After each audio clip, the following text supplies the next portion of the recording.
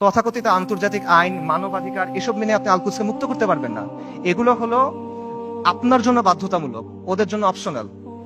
Israel কতগুলো মানবাধিকার ভঙ্গ করছে, ইসরায়েল কতগুলো আন্তর্জাতিক আইন ভঙ্গ করছে, আমেরিকা ইরাক আর সিরিয়াতে কি করছে, ফ্রান্স এখন আফ্রিকাতে কি করতেছে, ইভেন জাতিসংঘের যে শান্তিরক্ষা বাহিনী এর আগে সুদান, হাইতি, লাইবেরিয়া, কঙ্গো এসব জায়গায় গিয়ে সাধারণ মানুষকে রেপ করতেছে। এগুলো মানবাধিকার লঙ্ঘন না? আন্তর্জাতিক আইনের ভঙ্গ হয় না এখানে? কার কি হয়েছে? কিচ্ছু হয় নাই। এটা ওরা বানাবে, আপনি মানবেন? এটা ওরা মানার জন্য না। আপনি এগুলো বিশ্বাস করে বসে আছেন, লাভ নাই।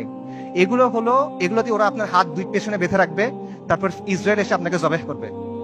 এরা আমাদেরকে নারী অধিকারের কথা বলবে, শিশু অধিকারের কথা বলবে, মানবাধিকারের কথা বলবে, পর্দার সমালোচনা করবে, নিকাবের সমালোচনা করবে, শরিয়ার সমালোচনা করবে। তারপর আমাদের বইয়ের মধ্যে এলজিবিটি ঢুকাবে।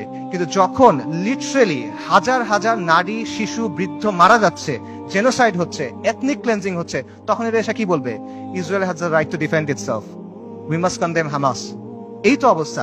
এটা হলো আন্তর্জাতিক আইন এবং মানবাধিকারের অবস্থা।